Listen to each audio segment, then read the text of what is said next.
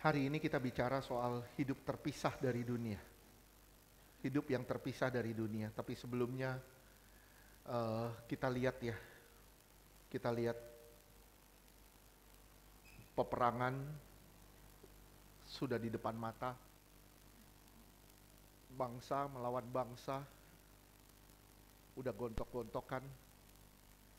Kalau semua dimulai di Israel, semua juga akan diakhiri di sana. Saat ini mungkin Israel masih disupport sama Amerika. Tapi memang mungkin ada rencana Tuhan, China akan diperkuat. Bukan rencana Tuhan ya, bukan Tuhan. Tapi iblis akan membuat sesuatu. China juga akan diperkuat.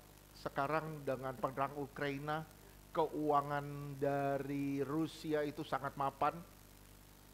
Mungkin ini waktunya, nggak lama lagi waktunya. Israel mungkin akan diserang dari berbagai sudut, dari berbagai sisi.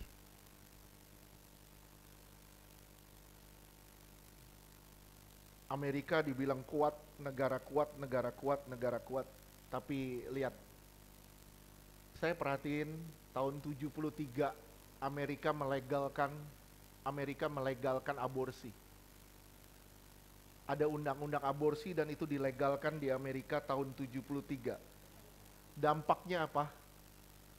Mungkin yang tercatat sampai 2014 atau 2015, yang tercatat itu ada 50 juta bayi yang sudah diaborsi. Itu di Amerika toh. Dan begitu itu undang-undang itu disahkan, dampaknya pasti ada. Dampaknya apa? Amerika kalah perang lawan Vietnam. Amerika kalah perang lawan Vietnam. Dan kita lihat masalah alam sekarang makin lama makin rapuh. Dulu Tuhan pernah ngomong begini, Tuhan bilang gini, dunia ini, bumi ini udah seperti kayu yang rapuh. Ingat gak waktu itu? Ya, yang waktu itu ingat dah. Tuhan ngomong bumi ini udah seperti kayu yang rapuh, yang udah tinggal remuk, hancur deh. Kenapa sampai hari ini belum terjadi? Kenapa? Karena Tuhan mau saudara dan saya sempurna. Tuhan memberi kita kesempatan. Kita lihat, kita baru dengar beritanya aja kita udah ketakutan. Wah, Megatrust. Lewat Selat Sunda, lewat Jonggol. Kita udah takut banget. Kita udah khawatir. Bisa bayangin gak kalau hal itu sudah sampai terjadi? Kemarin berapa banyak sinkhole yang terjadi di Malaysia. Malaysia terjadi sinkhole itu banyak sekali kemarin. Mungkin kalau saudara lihat beritanya itu sinkhole banyak sekali. Tahu gak sinkhole? Tahu? Ya, tanah amblas. Kenapa hal itu bisa terjadi? Banyak para ahli bilang karena air disedotin terus, sedot terus, air terpakai terus, disedotin terus, tapi kemarau panjang. Akhirnya kosong, amblas. Ya, bagaimana kalau ini terjadi? Apakah kita sudah siap? Kita nggak tahu waktunya kapan. Tuhan mau kita bersiap-siap aja. Tuhan mau kita jaga-jaga aja deh.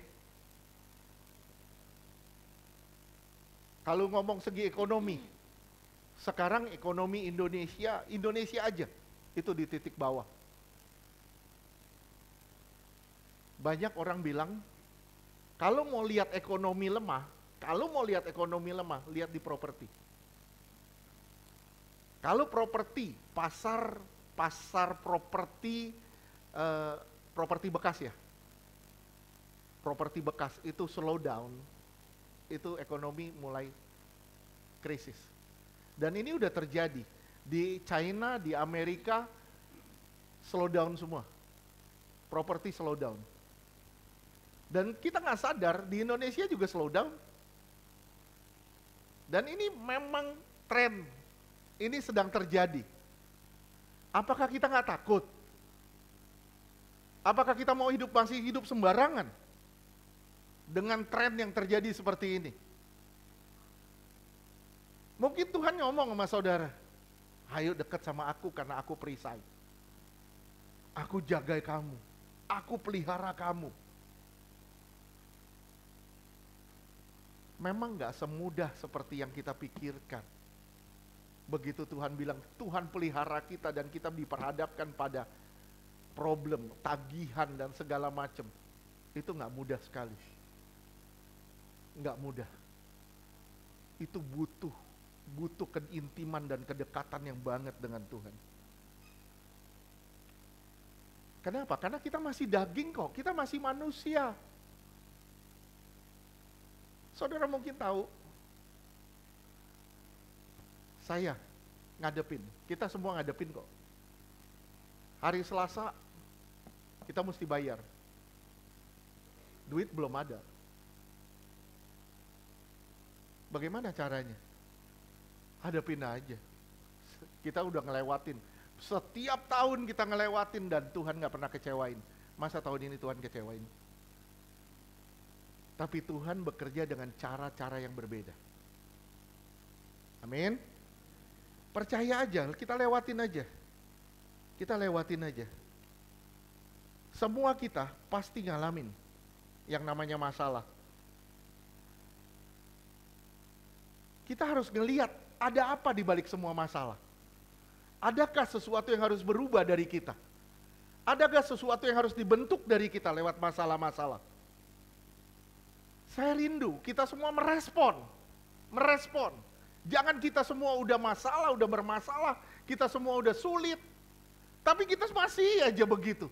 Hidupnya begitu-gitu aja, gak mau cari Tuhan, mau senang-senang, mau happy-happy doang. Mau dibawa kemana hidup kita? Kita pikir begitu kita mati, kita langsung masuk surga. Saya bilang sama saudara, kita nggak hidup di dunia dongeng. Kita bukan hidup di dunia dongeng, kita hidup di dunia nyata, di fakta. Hidup ini perjalanan. Sekarang saya tanya sama saudara, apa sih syarat perjumpaan kita dengan Tuhan? Apa sih syaratnya? Syaratnya apa? Saudara berjumpa dengan Tuhan, syaratnya apa? Bu Ati, saya misalnya seorang pembesar, saya memberikan satu syarat supaya ibu bisa berjumpa dengan saya. Syaratnya apa? Misalnya, syaratnya apa? Cuman satu kan, kekudusan. Kekudusan. Jadi gini, kalau ibu mau ketemu saya, ibu harus kudus. Ibu nggak kudus, ibu nggak bisa ketemu saya kok. Betul nggak? Makanya waktu Musa naik ke gunung, dia bilang, Tuhan saya mau lihat Tuhan. Tuhan bilang nggak bisa, kalau kamu ngelihat saya kamu mati. Kamu lihat punggung saya aja, tuh dia ngelihat punggungnya Tuhan aja. Dia nggak ngelihat mukanya, kenapa kalau ngelihat mukanya dia mati? Syaratnya satu, kekudusan. Ibrani 12 ayat 14.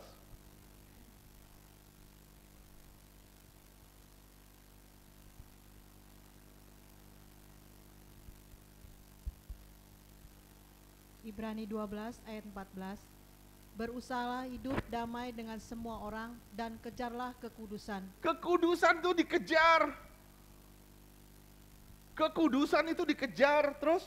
Sebab tanpa kekudusan tidak seorang pun akan melihat Tuhan. Enggak seorang pun bisa ketemu Tuhan, enggak seorang pun bisa berjumpa dengan Tuhan. Muka dengan muka enggak bisa. Kalau saudara enggak kudus atau saya enggak kudus, kita pasti mati kok ketemu Tuhan. Enggak bisa, syaratnya kekudusan. Kekudusan itu pakai bahasa Yunani hagiasmos. Hagiasmos bahasa Yunaninya. Bahasa Inggrisnya to set apart atau sanctification. Sekali lagi saya ulang, bahasa Yunaninya hagiasmos yang berarti to set apart atau sanctification, yang berarti terpisah dari dunia. Kalau saudara mau kudus, saudara harus terpisah dari dunia, nggak ada cara lain. Terpisah dari dunia. Jadi tanpa hidup terpisah dari dunia, kita tidak akan pernah sampai ke surga. Sekali lagi saya bilang, tanpa kita terpisah dari dunia, kita tidak akan pernah sampai ke surga.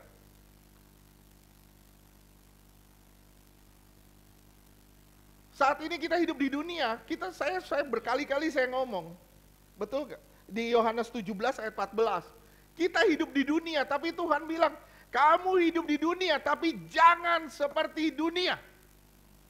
Berkali-kali saya udah khotbahin ini. Yohanes 17 ayat 14.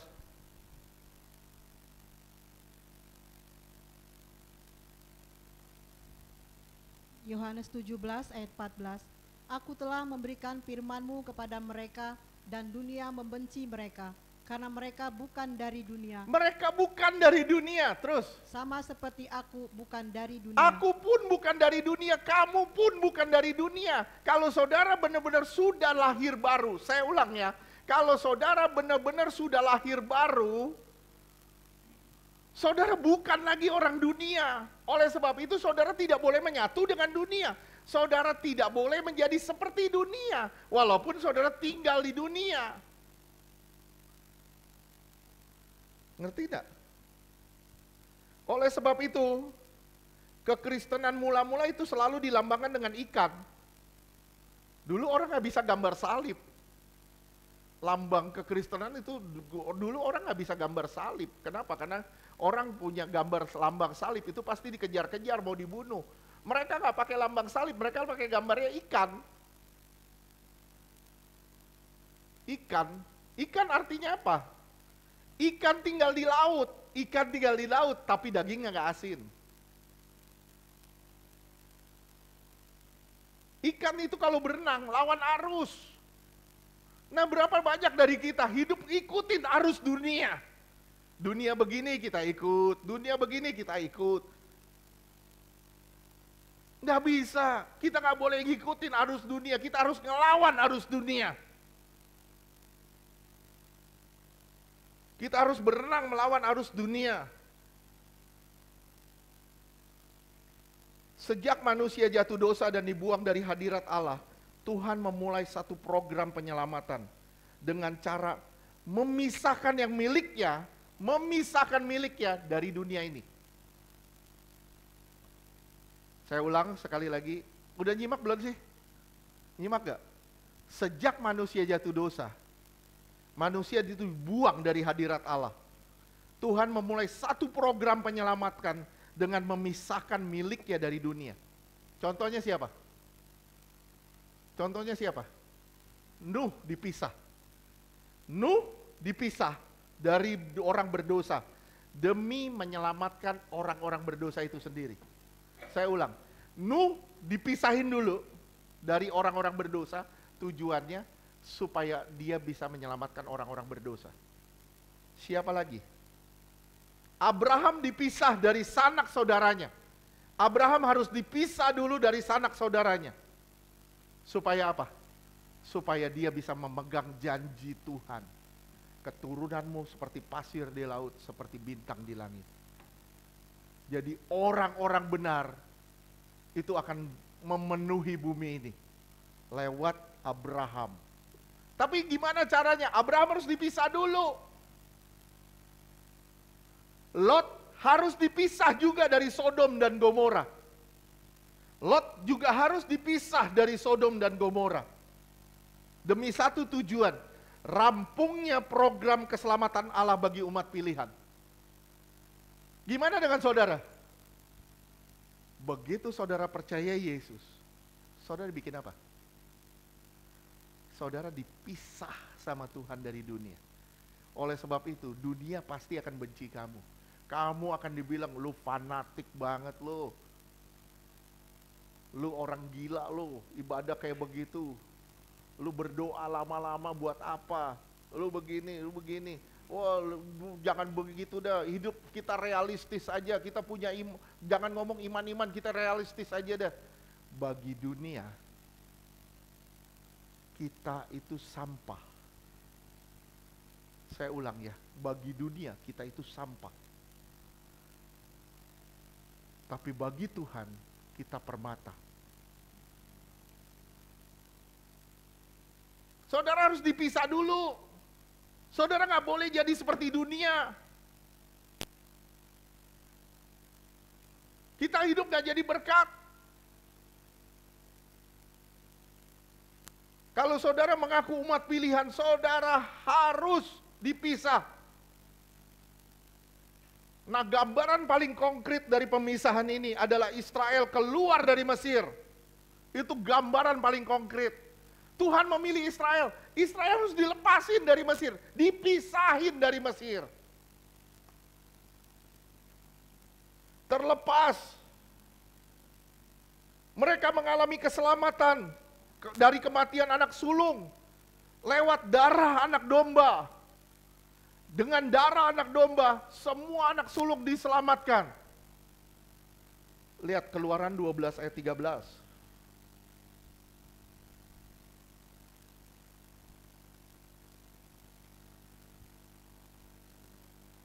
Keluaran 12 ayat 13. Keluaran 12 ayat 13. Dan darah itu menjadi tanda bagimu pada rumah-rumah di mana kamu tinggal. Apabila aku melihat darah itu, maka aku akan lewat daripada kamu. Jadi tidak akan ada tulah kemusnahan di tengah-tengah kamu. Kamu diselamatkan dari kematian. Saya bilang, saudara dan saya telah diselamatkan dari kematian. Bukan karena, simak ya, bukan karena ambang pintunya. Bukan karena rumahnya. Bukan karena anak sulungnya. Bukan karena orang-orangnya. Tapi karena ada darah di situ. Saya ulang ya, sekali lagi ya. Saudara diselamatkan, saudara dan saya diselamatkan dari kematian kekal. Bukan karena ambang pintunya. Bukan karena budi pekerti kita. Bukan karena kebaikan kita. Tapi karena anugerah yang Tuhan berikan buat kita. Kita selamat. Tidak bergantung dari baik buruknya kita. Tidak bergantung dari budi pekerti kita. Tapi ada tidaknya darah anak domba. Tuhan ingetin kita, Tuhan ingetin saudara, ingetin saya. Untuk beroleh selamat tidak bergantung dari baik buruknya budi pekerti. Tidak bergantung dari baik buruknya tingkah laku kita. Tidak bergantung dari ada, tapi bergantung dari ada tidaknya darah anak domba di dalam hidup saudara. Itulah anugerah. Siapa di sini sudah mengalami darah anak domba? Kalau saudara sudah ditebus, saudara harusnya sudah dipisah. Nih, simak ya. Tapi setelah saudara ditebus, saudara beroleh selamat, saudara tetap nggak bisa tinggal di Mesir. Saya ulang sekali lagi. Setelah saudara dapat darah domba, saudara diselamatkan dari kematian anak sulung. Apa yang terjadi? Saudara tetap nggak bisa tinggal terus di Mesir. Saudara harus keluar dari Mesir. Saudara harus keluar dari Mesir. Saudara harus memisahkan diri dari Mesir yang melambangkan cara hidup lama atau duniawi. Jika demikian, simak. Jika demikian, apa makna keselamatan? Jika saudara tidak bergerak layaknya orang selamat. Apa sih makna keselamatan jika saudara tidak bergerak layaknya orang selamat? Dan apa makna keselamatan jika saudara tetap tinggal dengan cara hidup lama dan karakter yang lama? Saudara masih pemarah, emosional, kerjaannya ribut terus. Saya bilang sama saudara, apa artinya keselamatan kalau saudara tetap tinggal dengan cara hidup yang seperti itu? Apa artinya sih? Orang yang telah menerima kasih karunia adalah orang yang telah ditebus dengan darahnya. Tapi ingat, setelah saudara dan saya ditebus, kita tidak bisa diam di tempat. Kita harus berangkat. Oke, sampai sini paham? Setelah saudara mengalami penebusan, saudara tidak bisa tinggal di tempat. Saudara harus berangkat. Apa makna keselamatan jika saudara tidak bergerak untuk menjadi duta-duta keselamatan? Apa sih makna keselamatan jika saudara tidak bergerak menjadi duta keselamatan? Dan apa arti keselamatan jika saudara tetap tinggal dengan cara hidup lama? Kembali pada hidup lama atau karakter-karakter lama. Apa sih arti keselamatan? Saya bilang, saudara meminimalisir arti dari keselamatan. Sangat mustahil jika seseorang telah ditebus Tuhan, tapi tetap tinggal. Mustahil nih, mustahil. Kalau Tuhan menyelamatkan Aci, dan Aci dibiarkan di posisi lama, atau cara hidup lama, itu mustahil. Tuhan menyelamatkan Ibu Yuli, dan Ibu Yuli dibiarkan dengan cara hidup lama, itu mustahil. Oleh sebab itu, gimana caranya supaya Ibu Yuli bergerak? Gimana caranya supaya Aci bergerak? Kadang Tuhan izinkan goncangan terjadi. Goncangan, digoncang, supaya apa? Supaya bergerak. Kenapa? Kalau tidak digoncang, orang tidak pernah bergerak. Bisa paham nggak? Saya pernah ibaratin dulu, misalnya, kita nih harus jadi jam tangan tenaga surya. Tenaga surya, bukan surya arti surya apa ya? Tenaga matahari. Artinya apa? Kalau kita terang, kita bersatu dengan terang, kita jalan. Saudara jangan jadi jam otomatis. Otomatis artinya apa? Nggak pakai baterai, mesti digerak dulu, digoncang dulu baru dia jalan. Kita nggak boleh jadi jam otomatis yang harus kena goncangan dulu baru jalan. Biarkan dia jalan terus dengan terang dari Tuhan. Sampai sini ngerti? Setiap orang yang telah ditebus, dia harus keluar. Artinya keluar, artinya berpamitan dengan segala miliknya. Dan mulai menjadi pelancong. Berapa banyak hari ini orang Kristen yang mengaku Kristen. Begitu ditebus, percaya Yesus,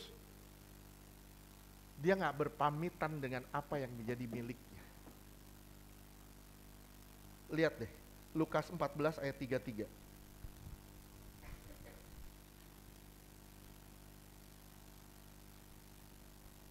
Lukas 14 ayat 33. Demikian pula lah tiap-tiap orang di antara kamu yang tidak melepaskan dirinya dari segala miliknya tidak dapat menjadi muridku. Iya, melepaskan. Ingat ada kata melepaskan dirinya dari segala miliknya. Saudara lihat nanti, saudara lihat kalau saudara lihat di Alkitab bahasa Yunani itu pakai kata apotasso. Apotasso yang artinya say goodbye atau mengucapkan selamat tinggal atau melepaskan. Jadi begitu saudara sudah ditebus, saudara sudah selamat tinggal sama apa yang ada di dunia. Paham nggak? Apa yang kita punya itu bukan milik kita. Kita cuman pengelola. Saya ulang, apa yang kamu punya itu bukan milikmu, itu milik Tuhan. Kamu hanya pengelolanya. Kamu hanya pengelolanya, itu milik Tuhan. Oleh sebab itu, ketika kamu percaya Yesus, kamu harus say goodbye sama semua yang ada di dunia.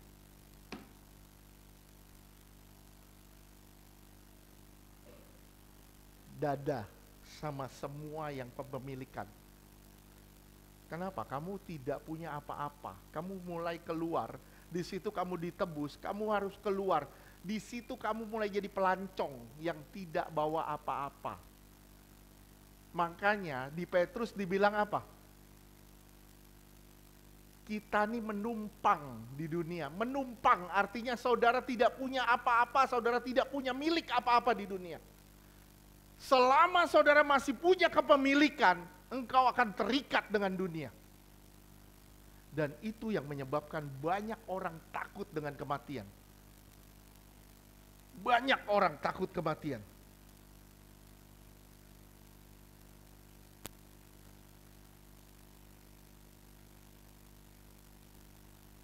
Luar biasanya, begitu kita keluar, mau memisahkan dunia, apakah semudah itu?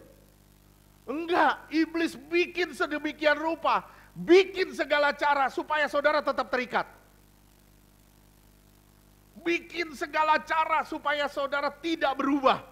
Bikin segala cara supaya saudara tetap pada posisi yang itu. Saya bilang, sorry, maaf. Kadang kita serem ngelihat hidup orang-orang Kristen hari ini, termasuk kita kadang-kadang. Kita kadang hidup pun menakutkan, benar-benar menakutkan. Kita mau mencapai sesuatu yang Tuhan inginkan, itu gak segampang itu. Iblis bikin halangan demi halangan, halangan demi halangan. Saudara perhatiin, lihat, minggu lalu kita udah bahas ya sedikit ya, Waktu orang Israel mau pergi, mau beribadah, Mesir bilang apa? Nggak boleh. Oke, boleh pergi. Yang pertama boleh pergi, tapi jangan jauh-jauh. Keluaran 8 ayat 25.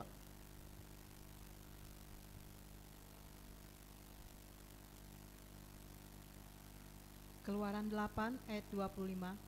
Lalu Fir'aun memanggil Musa dan Harun serta berkata, pergilah, persembahkanlah korban kepada Allahmu di negeri ini. Boleh kamu ibadah, Tapi ayat 28.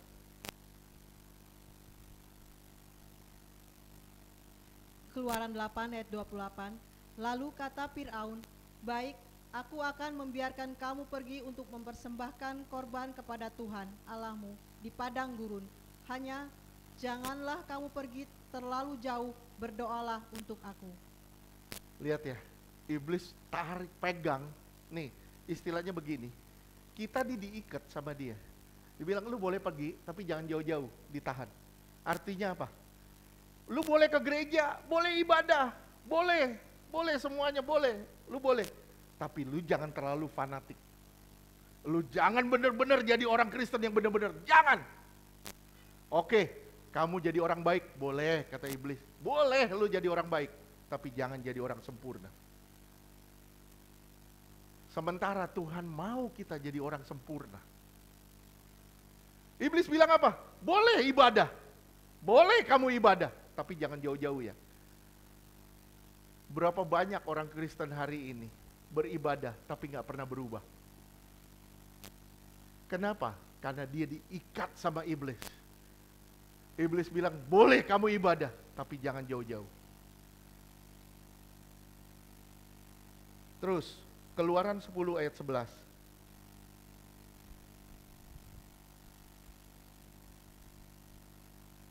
Keluaran 10 ayat 11. Bukan demikian, kamu boleh pergi, tetapi hanya laki-laki, dan beribadahlah kepada Tuhan. Sebab itulah yang kamu kehendaki. Lalu mereka diusir dari depan Fir'aun. Lihat, ya. Pertama, jangan terlalu jauh. Artinya, oke, kamu jadi orang Kristen gak apa-apa, tapi jangan terlalu fanatik, jangan terlalu militan lah. Sama kebenaran gak usah. Lu toleransi lah sama dunia, gak apa-apa. Iblis menaruh racun terus di otak kita. Sampai kita bilang, oke, saya mencoba beradaptasi dengan dunia. Kita akhirnya beradaptasi dengan dunia. Semua yang dunia lakukan, kita ikutin.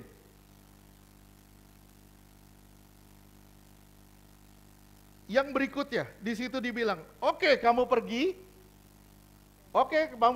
tapi hanya laki-laki aja ya. Hanya laki-laki aja. Anak-anak sama orang tua nggak boleh. Anak-anak sama orang tua nggak boleh. Artinya apa? Kita diikat, kadang kita diikat dengan keluarga. Keluarga kita bikin kita terikat. Bikin kita mau benar-benar di dalam Tuhan. Keluarga kita ngikat kita, akhirnya kita nggak bisa sungguh-sungguh lagi di dalam Tuhan. Keluarga kita intimidasi kita, takut diintimidasi kita, dibilang, lu mah udah fanatik banget, lu udah gila, lu udah ini lu. Kita diintimidasi terus, ditekan terus sama keluarga kita. Nah itu, lu boleh pergi, tapi tinggalin keluarga lu. Kita diikat sama keluarga, akhirnya apa? Kita nggak bisa pergi jauh. Otak kita di keluarga, masih ada ikatan. Yang berikutnya, Keluaran 10 ayat 24. Keluaran 10 ayat 24. Lalu Fir'aun memanggil Musa serta berkata, "Pergilah, beribadahlah kepada Tuhan, hanya kambing dombamu dan lembu sapimu harus ditinggalkan. Juga anak-anakmu boleh turut beserta kami." Lihat, apa ini? Harta. Keluarga ngikat kita, harta sekarang ngikat kita. Oke, kamu pergi, tapi hartamu jangan ikut. Tuhan bilang, di mana hartamu berada, di situ hatimu berada. Kita lebih takut kehilangan harta daripada kehilangan Tuhan. Karena harta kita bisa toleransi sama dunia. Sekali lagi, karena harta kita bisa toleransi sama dunia. Demi menjadi anak kesayangan bos, saya rela menjual diri. Demi menjadi anak kesayangan bos, saya rela ikutin dosa-dosanya bos. Nggak bisa dong begitu.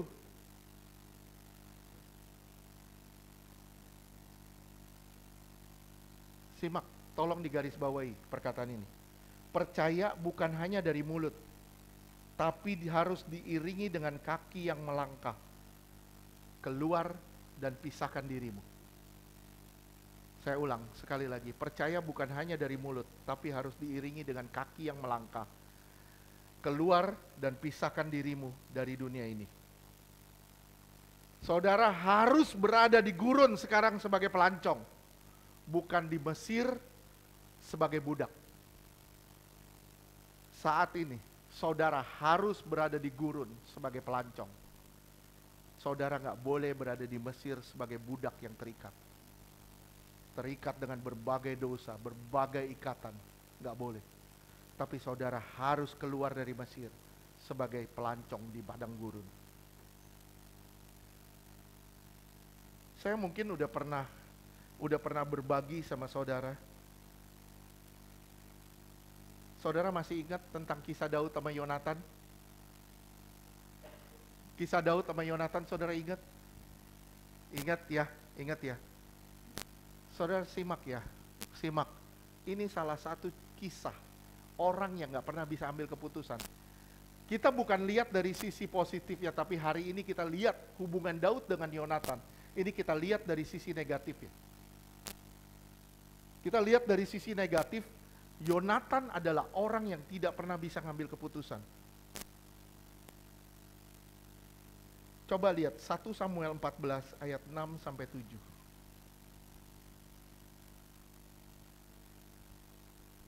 1 Samuel 14 ayat 6. Berkatalah Yonatan kepada bujang pembawa senjata itu, "Mari kita menyeberang ke dekat pasukan pengawal orang-orang yang tidak bersunat ini. Mungkin Tuhan akan bertindak untuk kita, sebab bagi Tuhan tidak sukar untuk menolong, baik dengan banyak orang maupun dengan sedikit orang." 7.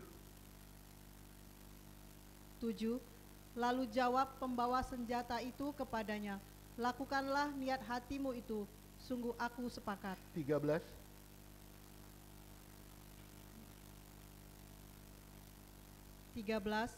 Maka naiklah Yonatan merangkak ke atas dengan diikuti oleh pembawa senjatanya. Orang-orang itu tewas terparang oleh Yonatan, sedang pembawa senjatanya membunuh mereka dari belakangnya. Oke. Terus 14. 14. Kekalahan yang pertama ini yang ditimbulkan Yonatan dan pembawa senjatanya itu besarnya kira-kira 20 orang dalam jarak kira-kira setengah alur dari sepembajakan ladang. 15. Lalu timbullah kegentaran di perkemahan, di padang dan di antara seluruh rakyat.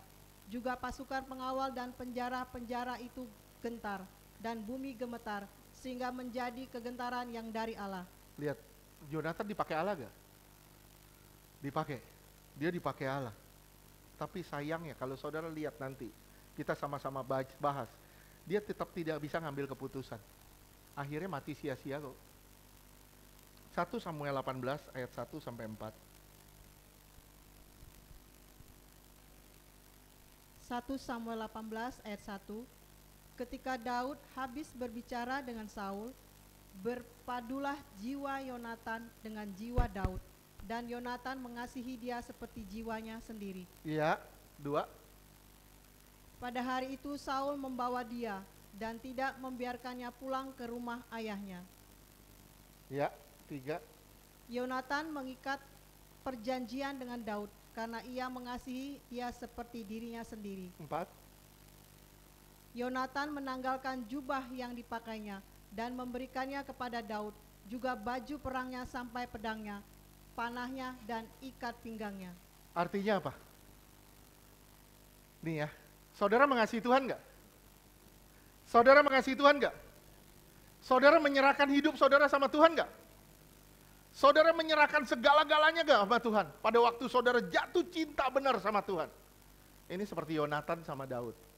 Begitu Yonatan jatuh cinta benar-benar dia mengasihi Daud, dia serahin semuanya, sampai pedangnya semua diserahin. Tapi konyolnya apa?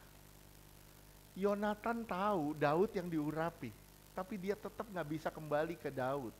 Dia baliknya ke Saul terus. 1 Samuel 20 ayat 19, ayat 14, 1 Samuel 20 ayat 14. 1 Samuel 20 ayat 14. Jika aku masih hidup, bukankah engkau akan menunjukkan kepadaku kasih setia Tuhan? Tetapi jika aku sudah mati. 15. 15. Janganlah engkau memutuskan kasih setiamu terhadap keturunanku sampai selamanya. Nah, karena ini Mephiboset dikasih Daud. Terus? Dan apabila Tuhan melenyapkan setiap orang dari musuh Daud dari muka bumi.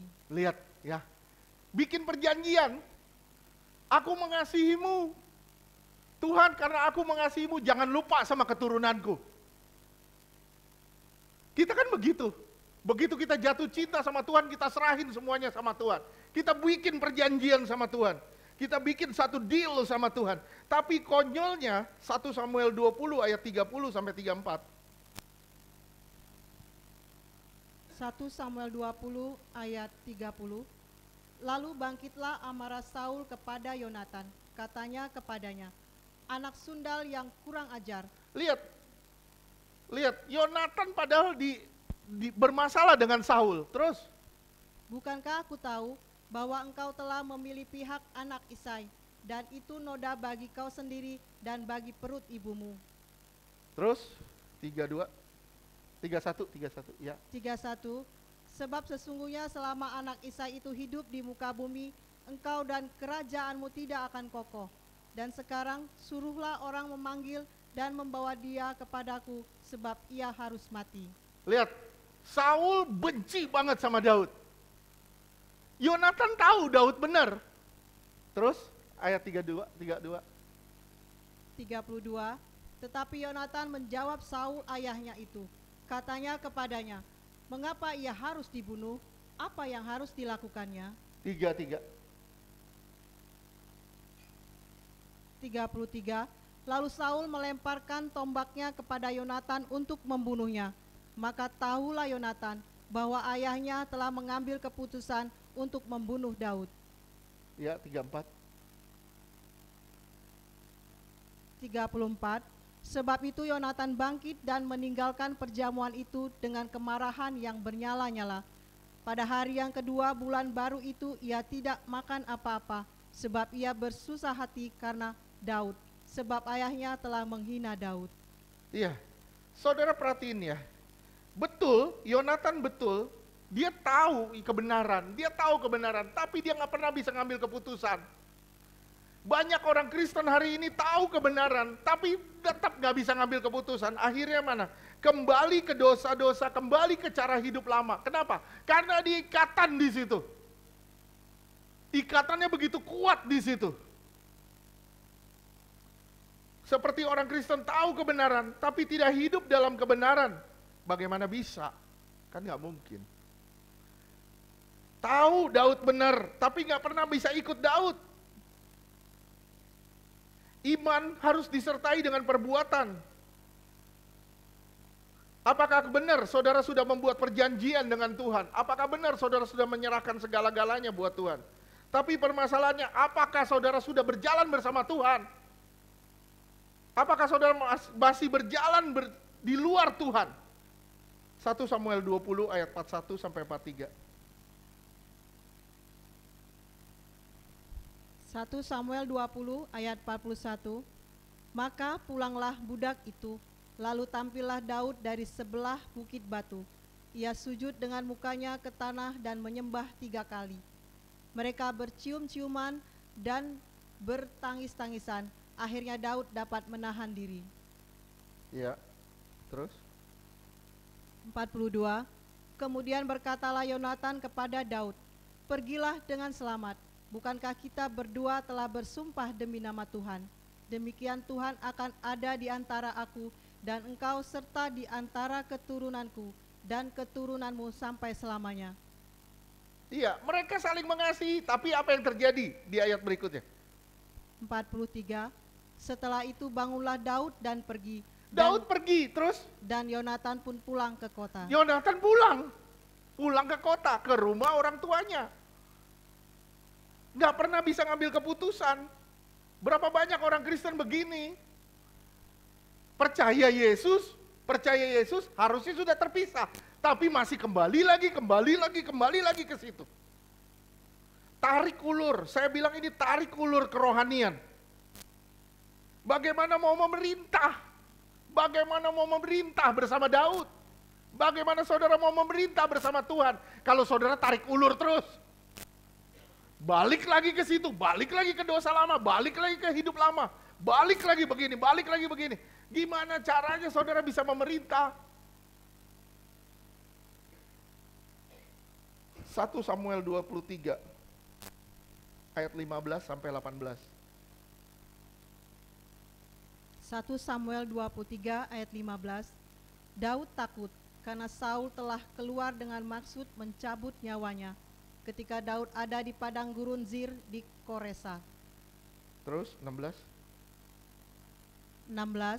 maka bersiaplah Yonatan anak Saul, lalu pergi kepada Daud di Koresa. Ia menguatkan kepercayaan Daud kepada Allah. Terus 17, dan berkata kepadanya, janganlah takut, sebab tangan ayahku Saul tidak akan menangkap engkau. Engkau akan menjadi raja atas Israel. Tahu nggak Yonatan kalau Daud akan jadi raja? Harusnya dia berpihak kepada, nggak pusing sama bapaknya, betul nggak? Kenapa? Karena roh Allah sudah minggat dari bapaknya.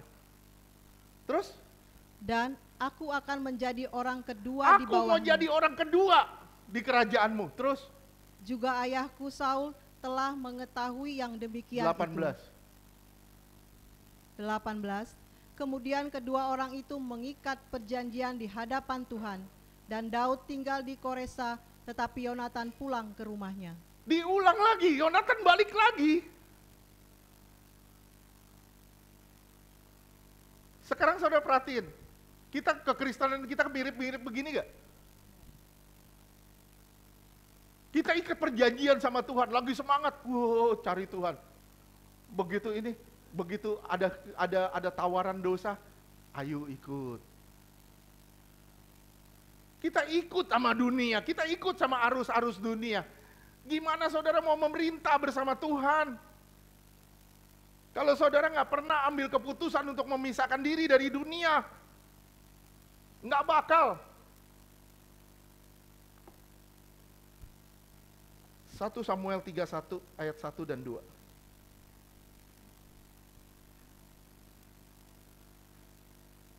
Satu Samuel 31 ayat 1. Sementara itu orang Filistin berperang melawan orang Israel. Orang-orang Israel melarikan diri dari hadapan orang Filistin dan banyak mati terbunuh di pegunungan Gilboa. Terus 2. 2. Orang Filistin terus mengejar Saul dan anak-anaknya dan menewaskan Yonatan, Abinadab dan Malkisua, anak-anak Saul. Yonatan mati nggak? Mati. Padahal dia mau jadi orang kedua di kerajaan Daud. Dia udah bikin perjanjian. Dia mau ikut Daud. Coba kekristenan kita kayak apa? Coba deh kita lihat kekristenan kita seperti apa. Kita mau ikut Tuhan, mau ikut Tuhan, mau ikut Tuhan. Begitu dosa, jalan lagi, ikut lagi. Gimana Tuhan bilang, kamu gak bisa berpijak di 2 tempat sekaligus. Kamu harus memilih. Kamu harus memilih. Gak bisa seperti itu. 2 Samuel 1 ayat 26-27.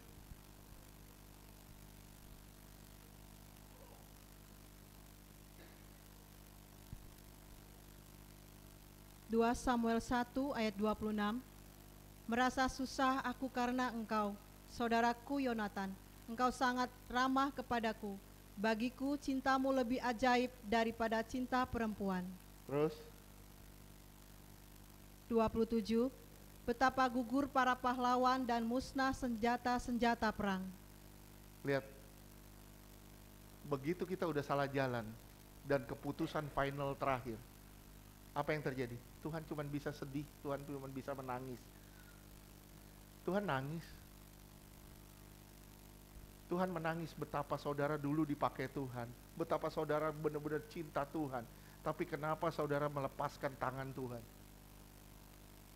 Kenapa kita terus balik ke dosa-dosa kita? Kenapa kita lebih tertarik sama dunia ini? Padahal seharusnya kita sudah dipisah dari dunia. Sampai sini ngerti gak sih? Sekarang kita lihat ya, ini di Kejadian 14 kalau nggak salah, coba lihat. Jadi gini, Abraham tahu dengar kalau Lot itu ditawan. Lot ditawan. Ada 4 raja. Lot ditawan.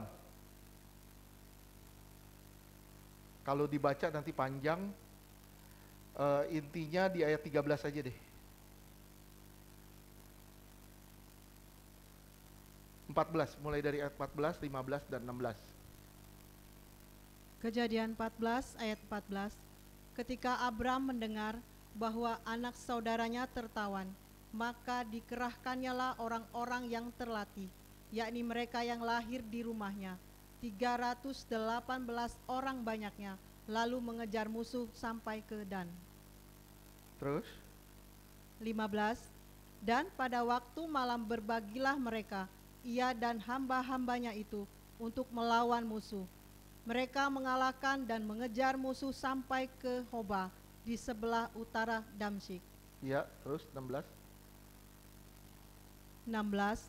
Dibawanyalah kembali segala harta benda itu, juga Lot, anak saudaranya itu, serta harta bendanya dibawanya kembali.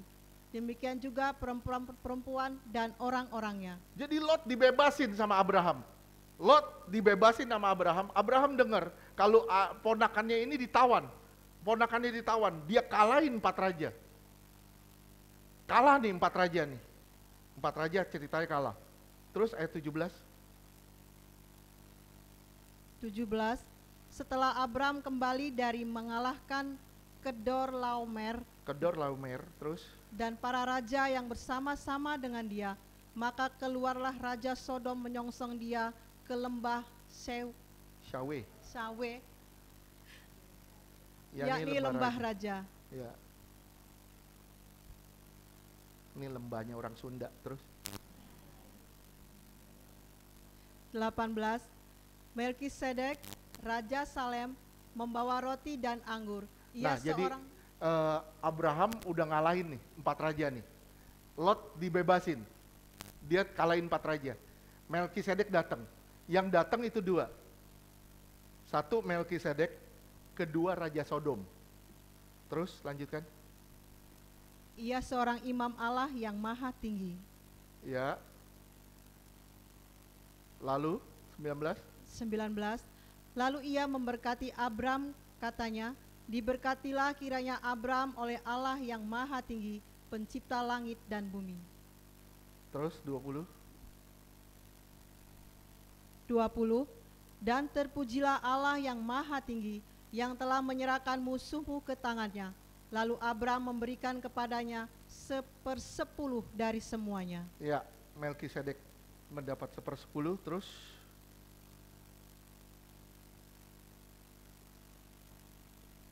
21. nah, dia terima Melkisedek. Dia memberikan 1/10. Terus Berkatalah Raja Sodom itu kepada Abram, berikanlah kepadaku orang-orang itu, dan ambillah untukmu harta benda itu. nah, kasih orang-orang itu, harta benda aku kasih. Terus 22. 22. Tetapi kata Abram kepada Raja negeri Sodom itu, aku bersumpah demi Tuhan Allah yang maha tinggi, pencipta langit dan bumi. Ayat 23 baca sama-sama. Terus 3, 2, 1. Aku tidak akan mengambil apa-apa dari kepunyaanmu itu, sepotong benang atau tali kasih pun tidak, supaya engkau jangan dapat berkata, aku telah membuat Abram menjadi kaya. Apa maknanya? Sodom itu melambangkan dunia. Melkisedek itu melambangkan Allah. Dia memberi kepada Tuhan 1/10. Oke. Begitu Sodom menawarkan harta, Abraham bikin apa? 1 benang pun aku tidak akan ambil. Begitu dunia menawarkan saudara keuntungan, ayolah, lu tiktokan nanti lu dapat duit banyak. Yang penting lu joget-joget doang. Lu dapat duit banyak. Dunia menawarkan, apa yang dibikin? Abraham bilang, aku gak akan ambil apa-apa. Dunia menawarkan banyak hal yang itu bertentangan dengan Allah. Tapi apa yang Abraham bikin? Aku gak mau ambil apa-apa dari dunia.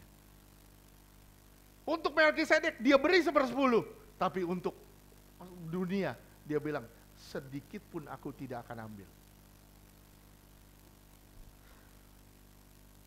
Berapa banyak dari kita orang Kristen toleransi supaya kita mendapatkan keuntungan demi keuntungan. Berapa banyak dari kita toleransi begitu rupa supaya kita dapat keuntungan dari dunia.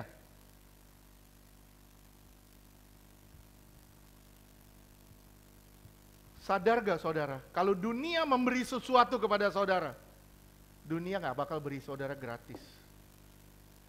Tanpa saudara sadar, dia ikat pinggangmu, dia ikat kakimu. Supaya apa? Kamu pergi jangan terlalu jauh.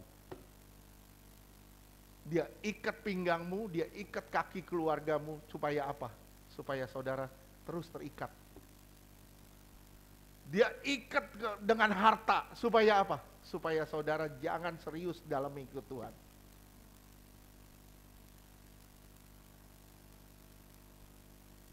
Padahal Tuhan mau saudara terpisah loh dari dunia. Betul gak sih? Betul ya? Tuhan mau saudara benar-benar sudah terpisah dari dunia.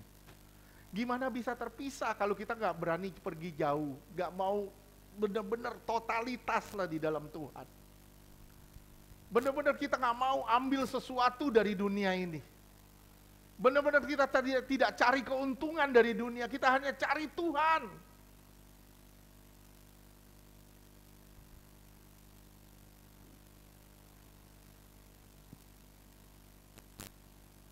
Ini yang menyebabkan orang Kristen hari ini tidak sungguh-sungguh. Akhirnya apa? Kita ngelihat sudah menyatu dengan dunia. Saya pernah mau bilang waktu itu, dulu kekristenan itu di Korea 53%. 53% kekristenan di Korea. Sekarang kalah sama K-pop. Saudara lihat banyak orang pakai kalung salib. Apakah mereka Kristen? Bukan, itu tren. Mereka pakai kalung salib karena mereka ikutin tren. Bukan karena mereka orang percaya.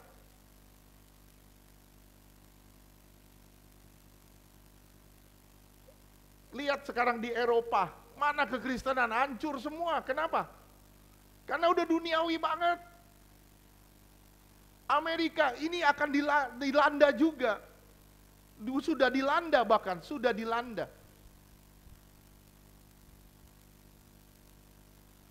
Kita berdoa supaya kekristenan bisa bangkit lagi. Kita berdoa supaya kekristenan bisa hidup lagi di mana-mana. Jangan sampai begini mati, semuanya mati. Di Eropa mati, di London, di Inggris udah, aduh hancur deh semua. Kenapa? Karena gereja udah gak bisa bersuara lagi. Gereja sudah tidak bisa berkoar. Kalah sama apa? Kalah sama suara daging. Suara kebenaran itu dibungkam sama suara kedagingan. Yang menyebabkan kekristenan mati suri sekarang. Habis semuanya. Orang Kristen nggak keluar, nggak terpisah dari dunia, bahkan nyemplung, nyatu dengan dunia.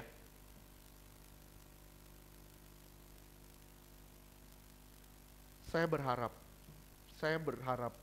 lewat ibadah hari ini, benar-benar saudara belajar. Jangan mau ditipu sama kegelapan. Kegelapan akan tarik kamu. Ikat kamu sampai kamu gak bakal bisa maju. Kegelapan akan bikin kamu balik lagi ke dia, balik lagi ke dia, balik lagi ke dia. Dan kamu akan teringat terus dengan dosa-dosanya. Stop, sekarang saya bilang stop semuanya. Ayo, saya mengundang semuanya balik ke Tuhan. Saya undang semuanya, yuk kita balik ke Tuhan. Maaf ya, mungkin saya bilang, saat ini saudara nggak tahu, mungkin, saya bukan menghakimi, tapi mungkin kita sudah terlalu jauh jalan menjauh dari Tuhan. Kita sudah terlalu jauh menjauh dari Tuhan. Mungkin ini sudah terjadi. Saudara mungkin tidak menyadari hal ini. Tuhan cuma negur saudara hari ini, yuk balik ke jalan Tuhan.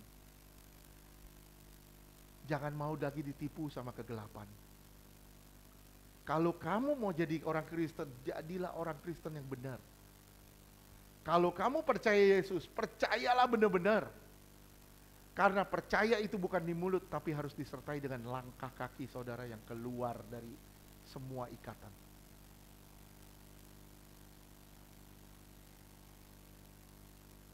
Ayo saudara,